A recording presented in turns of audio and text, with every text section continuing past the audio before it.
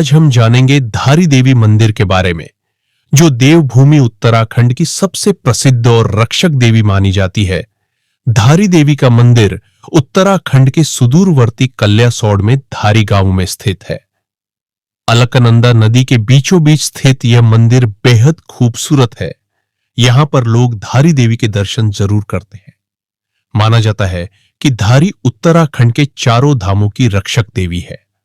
मां धारी के आशीर्वाद से ही लोगों चार धाम की यात्रा सफल रूप से होती है। लेकिन जब मां धारी देवी अपने रौद्र रूप में होती है तो किसी को नहीं मिलती। तो आज इस वीडियो के माध्यम से हम मां धारी देवी के इतिहास के बारे में। धारी देवी एक रहस्यमयी देवी है। जो भक्त मां के इस मंदिर में आते हैं वो ये चमत्कार अपनी आंखों से देख सकते हैं। मां धारी देवी जी एक दिन में 3 बार अपने रूप को बदलती है। प्रातःकाल कन्या, दोपहर में युवती व शाम को वृद्धा का रूप धारण करती है।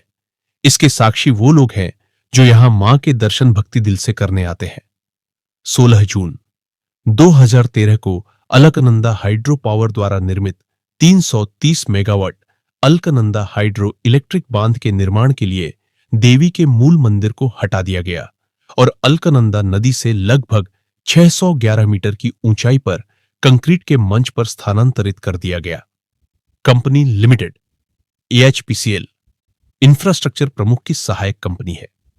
संयोग से मूर्ति को स्थानांतरित करने के घंटों बाद इस क्षेत्र को 2004 की सुनामी के बाद से देश की सबसे खराब प्राकृतिक आपदाओं में से एक का सामना करना पड़ा।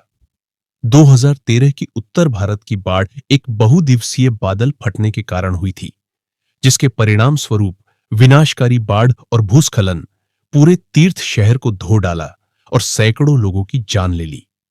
स्थानीय लोगों और भक्तों का मानना है कि उत्तराखंड को देवी के क्रोध का सामना करना पड़ा, क्योंकि उन्हें उनके मूल स्थान से 330 मेगावाट की पनबिजली परियोजना के लिए स्थानांतरित किया गया था, जो बाढ़ के बाद खंडहर हो गई थी।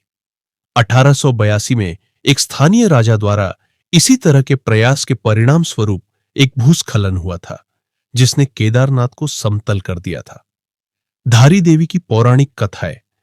धारी देवी कौन थी दोस्तों? मां धारी के 7 भाई थे और अपने भाई से मां धारी बहुत प्यार करती थी, लेकिन उनके भाई बिल्कुल पसंद नहीं करते थे। इसके 2 कारण थे। पहला, उनका रंग बहुत ज्यादा सांवला था और दूसरा, उनके बारे में पता चला था उनकी बहन के ग्रह उन भाइयों के लिए अच्छे नहीं हैं। जब तक ये छोटा बच्चा है तब तक उनका जीवन संकट में है। मां पिता के घर जाने के बाद भाइयों ने उनका ध्यान रखा, इसलिए वो उन पर अपनी जान छिड़कती थीं। लेकिन भाइयों की नफरत और डर बढ़ता गया। धीरे धीरे समय बीतता गया और 7 साल में 5 भाइयों की अकस्मात मौत हो गई। ये देखकर बाकी के बचे 2 भाइयों को अपनी जान का खतरा लगने लगा। एक दिन उन 2 भाइयों और उनके साथियों ने मिलकर योजना बनाई कि इस लड़की को मार दिया जाए, जिससे उनकी जान बच जाए। फिर एक दिन सबने मिलकर अपनी बहन का गला काट दिया और उसे अलकंदा में बहा दिया। उस छोटी बच्ची का गला बहते हुए कल्यासौड़ के धारी गांव के पास अलकंदा नदी के बीच में एक लड़की तैरती हुई दिखी। उस लड़के ने लड़की को बचाने की कोशिश की, लेकिन बहाव तेज होने की वजह से वो नदी में नहीं जा पा रहा था। तभी एक आकाशवाणी होती है, डरो मत, मेरे पास आओ और मुझे बचाओ, तुमको कुछ नहीं होगा।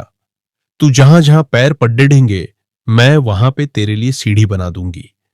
कहा जाता है कि कुछ समय पहले ये सीढ़ियां यहां पर दिखाई देती थी। वह लड़का धीरे धीरे नदी के पास जाता है और सर के पास जाता है और देखता है कि ये तो कटा हुआ है। तो आवाज कहां से आ रही है?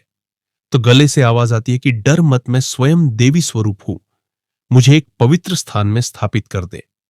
वो लड़का भी अचंभित था कि नदी में सीढ़ियां, कटे सर से आवाज आना, यही है देवी स्वरूप।